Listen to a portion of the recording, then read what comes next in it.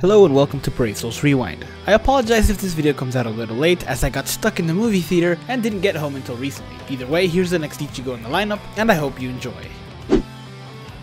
Now of course the first thing I tried is the normal attack damage build, and I didn't know what to think with this one considering his attack was okay and he had decent range. Still, at least this Ichigo has a killer that isn't an Espada killer or a Captain killer, so he's got that going for him. Unfortunately, I wasn't able to take advantage of that since there are no orange raids with the wrong cards in them for the rest of the week. Still, I found this build to be not bad. I think it's still viable, though a little bit boring, kinda repetitive. All you had to do was dodge around and hit people. I guess that is the premise of the game, but it just felt a little boring, and I can't blame them. Halloween Ichigo is kind of an older character. Still, I did find this build to be usable, and that's even before the killer advantage. I'm sure to be even better with the killer advantage.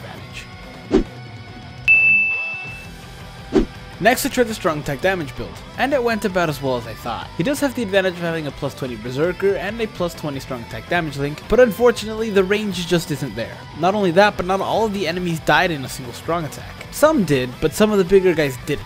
Perhaps it's because his base SP isn't that high. But my biggest complaint was that after you use your strong attacks, you have to wait a long time for them to recharge, which is to be expected from this build, but it's just really hard to tolerate when strong attacks don't really do that much damage. So I'm gonna say that this build is not viable.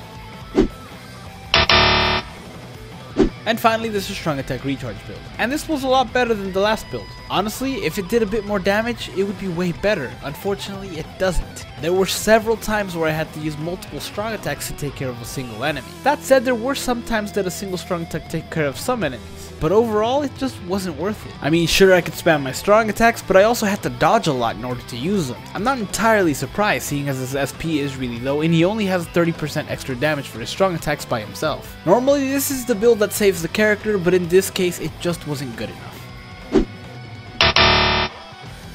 So yeah, in the end, I wouldn't recommend using this character, except for maybe his normal attack damage build on some of the 5-star raids, but for the most part, he's just not that usable. Still, I hope they remake him sometime since he is in an episode, and I really like the design. Thank you guys so much for watching. Again, I apologize for the lateness of this video, and I'll try to get tomorrow's out a little bit earlier.